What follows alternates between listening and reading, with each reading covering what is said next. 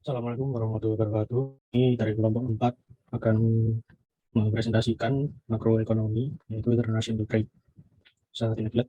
Berikut adalah nama-nama dari kelompok kami. Yang pertama adalah Raya Dewangga, Roman 1, 2 Satria Darmawan AL, 3 Kenneth Ebram, Singarimbun, keempat Aris Fernando Gultong, dan yang kelima saya sendiri Muhammad Abzar Maulana.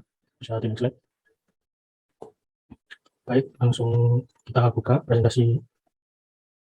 Yang pertama adalah perdagangan internasional.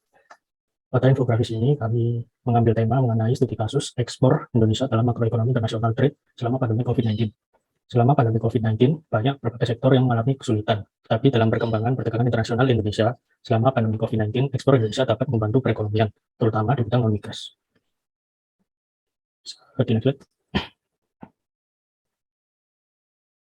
Definisi international trade atau perdagangan internasional adalah perdagangan antar dua atau lebih negara yang dilakukan secara cross-border berupa goods and service alias barang dan jasa. Perdagangan internasional merupakan salah satu faktor yang mempengaruhi PDB atau produk domestik bruto negara.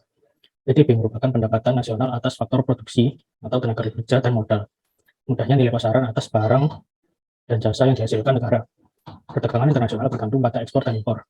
Apabila nilai ekspor lebih rendah dari impor, maka dapat dibilang neraca perdagangan negara tersebut defisit.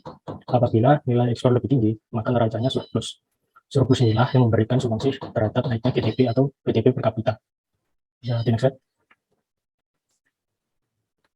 Itu seperti adanya sebuah tarif. Tarif merupakan sebuah biaya tambahan atau pajak yang mana hal ini jatuh oleh pemerintah masing-masing negara. Penggunaan tarif ini sebagai pembatasan impor untuk menaikkan harga barang dan jasa, sehingga mempengaruhi ketertarikan konsumen ketika melakukan perdagangan internasional. Mulai dari slide ini, yaitu subsidi ekspor adalah subsidi yang dibayarkan oleh pemerintah kepada perusahaan ketika mengekspor barang ke luar negeri. Tujuan pemberian subsidi adalah agar pengekspor dapat menjual barang di luar negeri dengan lebih murah sehingga lebih kompetitif. Dalam perdagangan internasional, embargo merupakan kebijakan yang perlu diperhatikan untuk melaksanakan terjadinya perdagangan internasional. Embargo merupakan larangan perniagaan dan perdagangan dalam sebuah negara. Kemudian, dumping merupakan kebijakan pemerintah untuk mengadakan diskriminasi harga, yakni produsen menjual barang di luar negeri dengan harga yang lebih murah dari dalam negeri atau bahkan di bawah biaya produksi. Selanjutnya, why trade happens, atau mengapa terjadi perdagangan internasional. Secara umum dipahami bahwa perdagangan dilakukan untuk mencari untung dan memenuhi kebutuhan. Namun dalam ilmu hubungan internasional terdapat dua teori mengenai hal ini. Adam Smith dalam teori absolute advantage menggambarkan bahwa perdagangan internasional antara dua negara dalam produk yang sama hanya akan terjadi secara sepihak, apalagi apabila salah satunya memiliki spesialisasi atas produk tersebut. Dalam teori Adam Smith, ia menjelaskan bahwa negara dengan absolute advantage akan menjual barang yang mana mereka mendominasi produksi barang tersebut.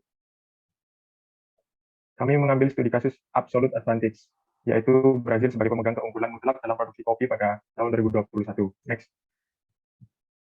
Berdasarkan laporan statistik Indonesia, jumlah produksi kopi Indonesia mencapai 774,60 ribu ton pada tahun 2021. Ini merupakan kalkulasi produksi dari seluruh provinsi penghasil kopi di Indonesia. Produksi per tahun 774,60 ribu ton per annual outcome. Sedangkan Brazil pada tahun 2021 mampu menghasilkan 4,194 juta ton.